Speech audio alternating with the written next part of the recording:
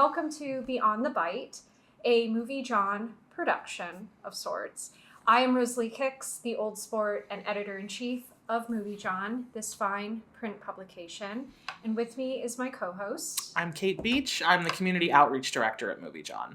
And every week we get together and we gab about the most recent episode of the Vampire Lestat. So, we just watched episode 2. Toledo. Yes. I always miss that they have a specific title. Yes, they do.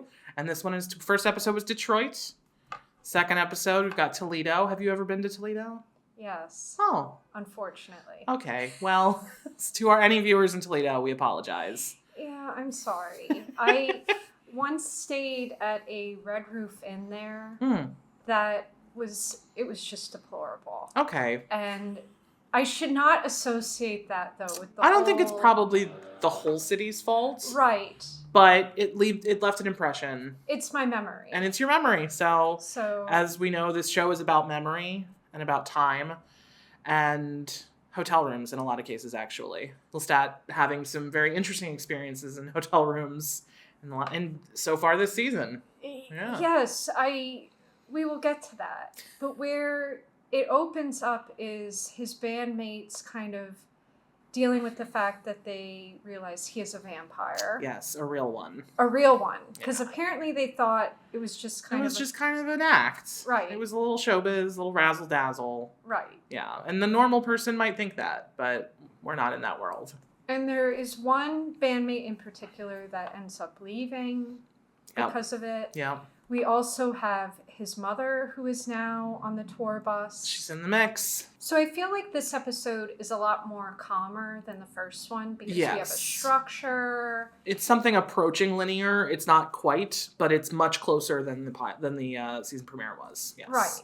So we do get some backstory on Lestat and his mother, which I will have to say something that kind of shocked me with what the show is doing. And I don't know if they're going to go back more to his family, but I feel like they're kind of done with that story from the way it was presented here. Yeah, I get the sense just based on what I read from like casting news and filming news. I think it's certainly not all they're going to do in the period of Lestat's humanity or human life. Okay. But it was a pretty final encounter with the rest of his family. Right. And we've already turned his mother at this point. So well, what shocked me is in the book it was kind of very drawn out. Yeah, like it's a lot of human life. Yeah. You get to really know a lot about his upbringing and just kind of the dynamics of like his family overall. Like his mother and him did feel like outsiders to the rest of the family, so that was presented. But it all happened very quickly. Yeah, I was surprised they went through the wolf killer stuff. And so I did love that we got another glimpse of Lestat the dog lover in this. And we got that in season 1 on the train. Yes. Which he says never fucking happened. So he said it. I don't know. Louis' version. Well, actually, that is something. But there was a dog involved. Yes, I do want to get to, but before I get to him and highlighting the book and his notes. The thing that was interesting with the wolf killing scene was I also think it was kind of the first glimpse where he saw what it was like for people to admire him because his mother like mentions. Oh, they want to worship you. Yes. And there was a glint in his eye. Yes. Yeah. Because again, the reason I'm just surprised how fast it went with showing him as like a younger person was Daniel kept asking him about the stutter. Yeah.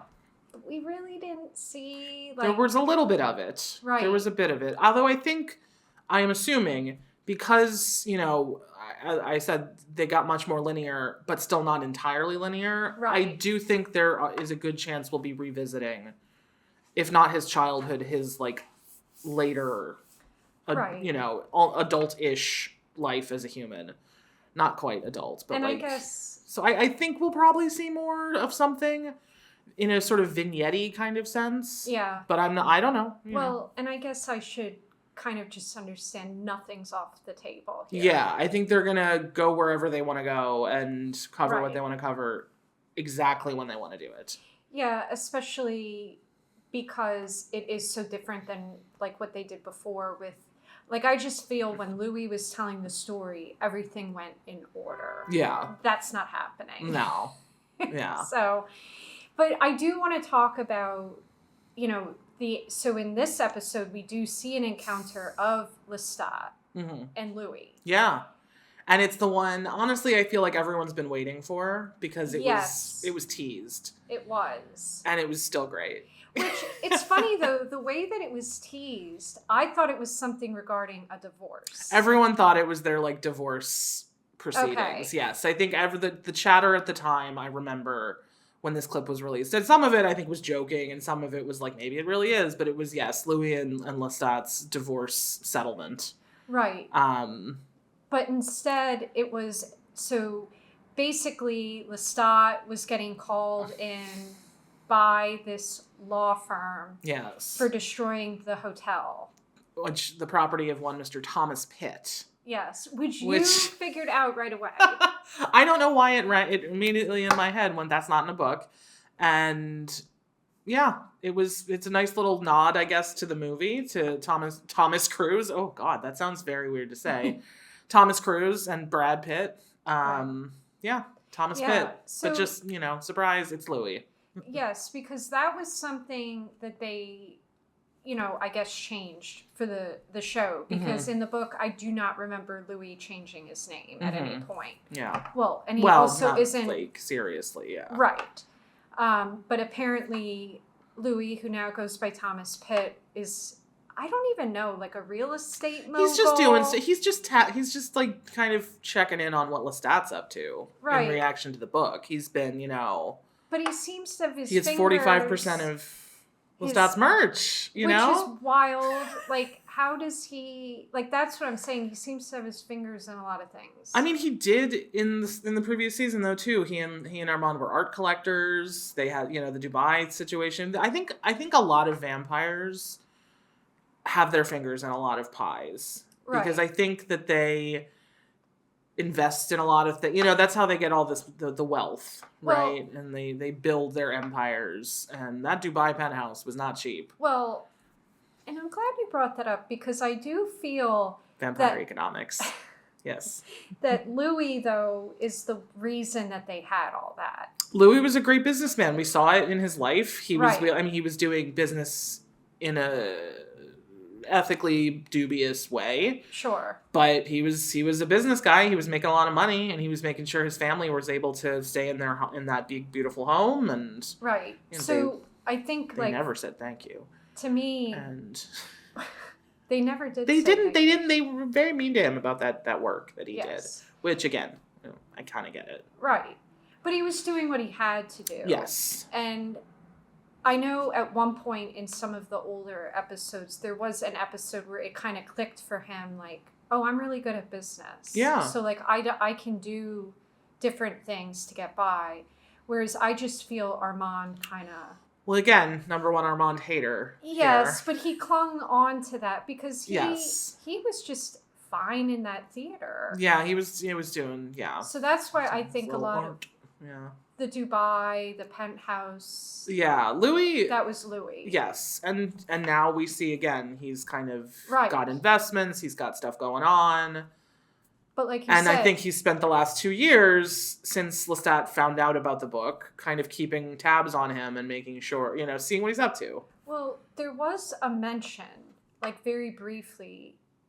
So after like the tiff happens in the law office. Oh, I loved it. Louis ends up going to have a talk with Daniel, who he hadn't seen in a while. And there was like a brief moment where he mentioned we were just getting back together. We were kind of getting back into it in some way. And then the book dropped. And then the book came out and it ruined all of that. And it hurt. And he acknowledges, Louis says, it hurt him. It hurt Lestat.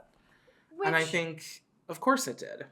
So I think it brings a really good question of what was the purpose of the book? Like, what did he think was going to come out of it? Yeah. Well, and I think Louis, didn't think about what Daniel would want to do with that material. Right. He also thought, for whatever reason with the cloud, that, you know, he thought Daniel would no longer have access to the material. He did not account for the clouds, he says.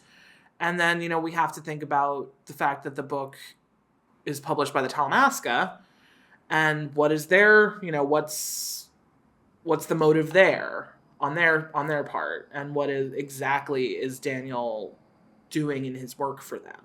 Right. What's going on? You know, what's up? Raglan James on the scene further in this episode with Real Rashid. Right. The return of Real Rashid, which is very exciting. Right. So clearly Daniel is now connected with them. Yes. And is working with them. And as we, you know, and we saw, in season 2, the beginnings of that, when they were kind of advising him at various points, and he briefly met with Raglan James. Right. I believe over sushi.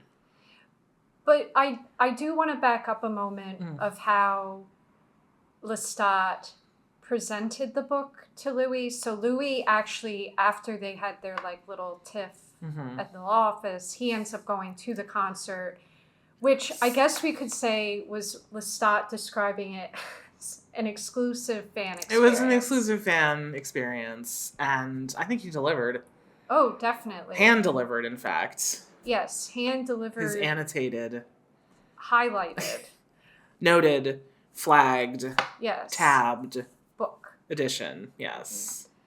And there were a lot of notes in there. Yes, there were. Yeah. Yeah, we saw him kind of the beginnings of that in the premiere in Montreal when he's sitting and reading and screaming, and, you know, now he's clearly gone through it all, and he wants Louis to know about it.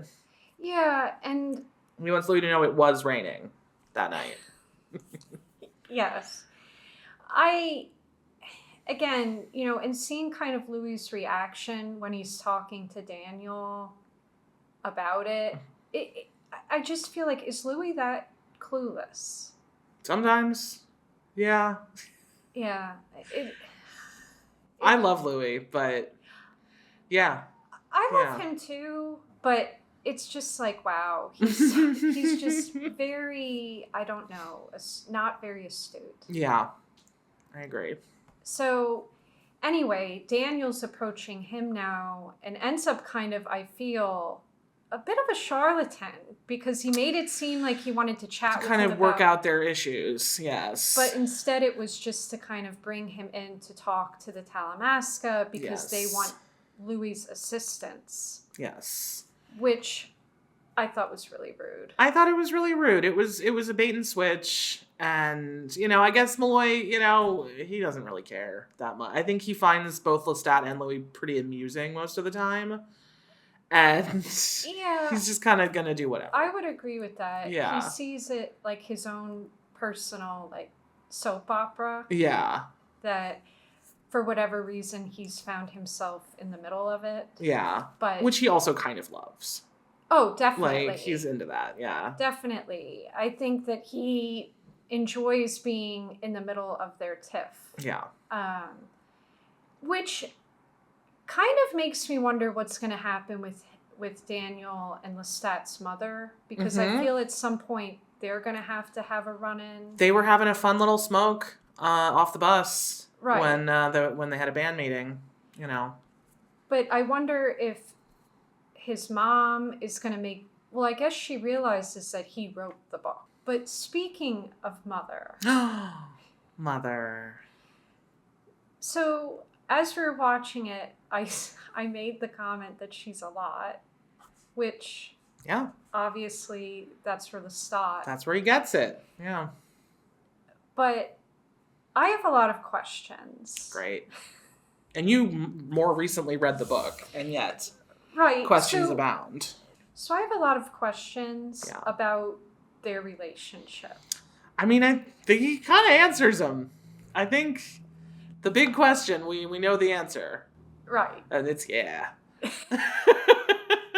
Well, it's yeah. It's yeah. And he also doesn't care. I think I loved in this episode the number of times he sort of tried to justify it to humans. Yes. And eventually just gave up and said, you know what? It's just different. Don't worry about it. It's vampire stuff. It's vampire stuff. It's not your business. Right. It's my thing. And my mom. Right.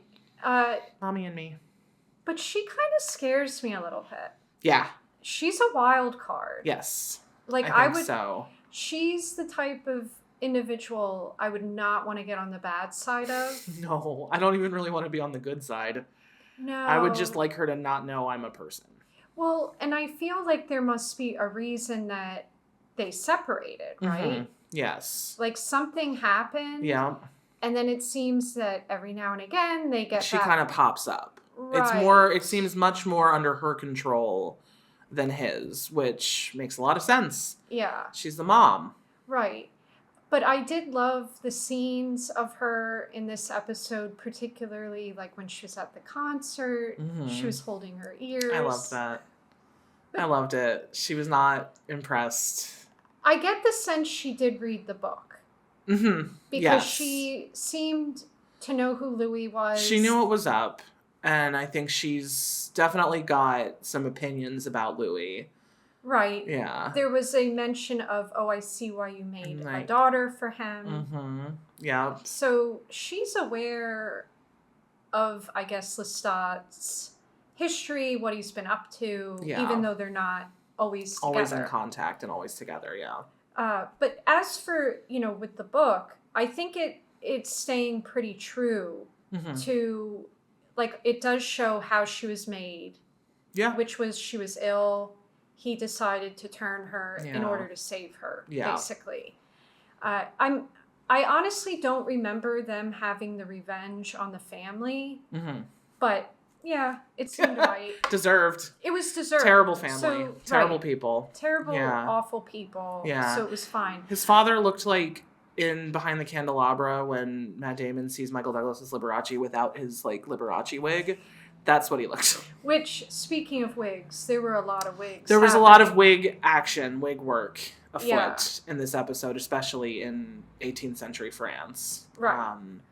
Wigging out. Yeah, I don't remember specifically them having the revenge, but it's fine. I enjoyed it. Worked for me. Right, yeah, it was a good time. Exactly. Yeah, deserved. Fun. So we kind of get to see a bit more of Mom, and we're told to just not worry about it. Don't worry about it. I'm not going to worry about it. You know, we just said in our previous episode, and it's been expressed many times, but like, why would you follow a rule if you're a vampire? Why would you follow a rule? Right. You are above rules. You are beyond rules. You can do whatever you want. You're basically a god. Right. I mean, and they're both dead. They sure are. So, why follow Does it even rules? Matter? It does not. Doesn't really matter. Just makes you feel weird. But not you, but, society. But it still doesn't stop me from thinking she's insane. She's, well, she's got a lot going on. Yes. She's got a lot going on. And the only other thing I really wanted to mention is that I like how they're kind of keeping this going, at least from the first episode into the second, that people seem to have an obsession with Armand.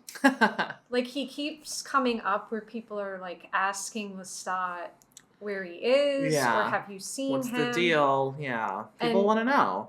But it clearly annoys Lestat. Hates it. Yeah. Yeah. He does not care. He doesn't want to deal with Armand. Right. Yeah. So, which makes me think at some point Armand's going to show up. I think we're going to see some Armand. Sooner rather than later, I imagine. But, I'm looking forward to it. So, what kind of expectations do you have for the next episode? Like, what do you think is going to happen? Especially with the way this one ended. Yeah.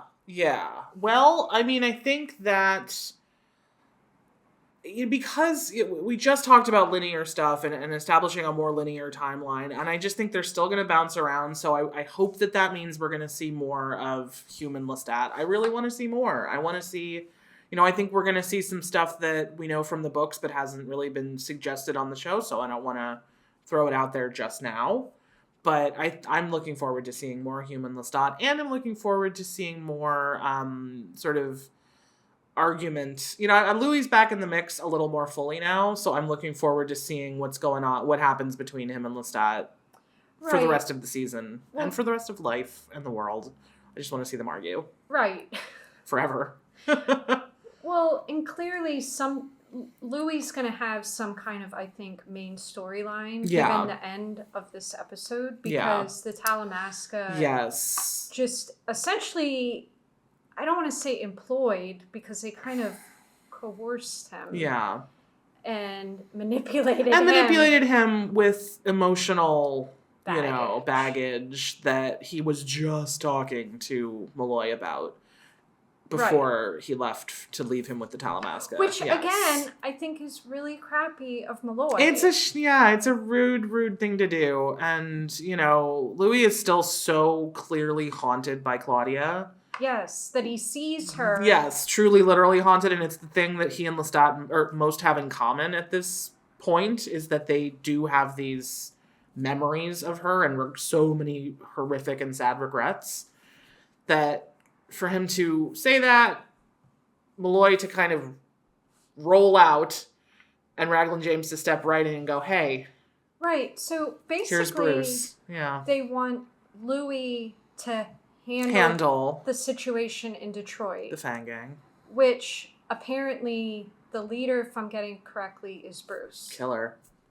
Which, for those, if you need a refresher, Bruce is the one that harmed Claudia. Yes. When Claudia left home in season 1 and was out on her own, going to college, sort of, colleges, yes, she encountered Bruce and it did not go well for her.